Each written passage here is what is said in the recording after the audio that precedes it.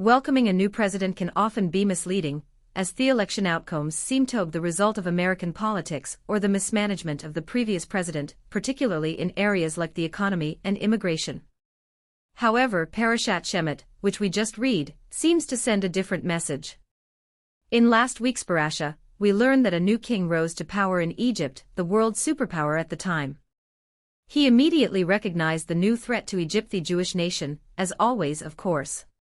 He took swift action, issuing executive orders to control the perceived threat, which ultimately led to the harsh slavery of the Israelites. At first glance, it seems like a chain of events that unfolded naturally, but that understanding is incorrect. What happened to the Jewish nation in Egypt was not a random series of events, but was preordained by Hashem. It was foretold to Avraham Avinu during the Brit Ben Habitarim covenant between the pieces. Thus, the exile in Mitzrayim was part of Hashem's grand plan for the Jewish people, and it had to happen as part of that divine purpose.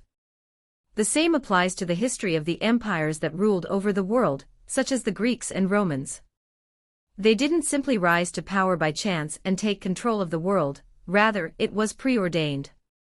We know this clearly from the prophecy of Daniel, who foresaw the 4 empires and informed King Nebuchadnezzar about who would rule and how their reigns would unfold. This is akin to a ride in an amusement park, such as those in Orlando, where the ride takes you through different phases of history, from primitive times to today's modern era. The ride moves through each stage, showing how things advance slowly over time. No one on the ride believes that the advances are happening in real time. As they experience them, everyone realizes that the entire journey is carefully designed by artists to demonstrate different stages in history.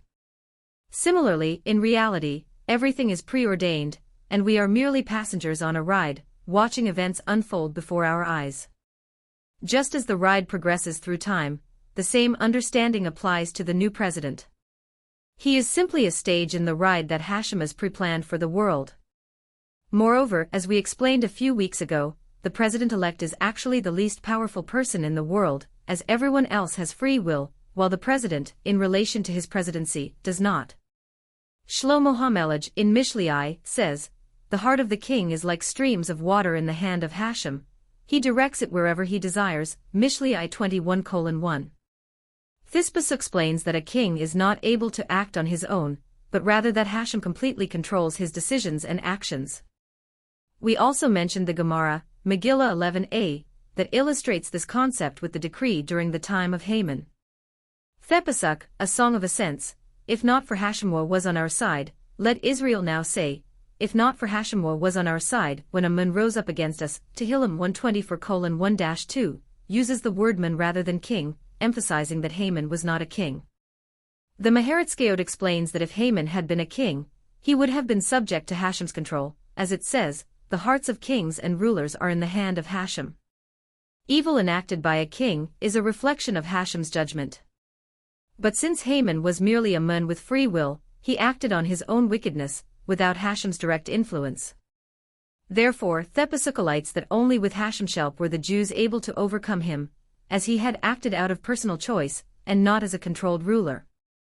The reason for this is that Hashem's plan for the world must move forward according to his will, and thus, the one who seems to have the ability to navigate it cannot truly control it. If he could, he might disrupt or alter Hashem's plans. This article was written in cooperation with Shuvah Israel.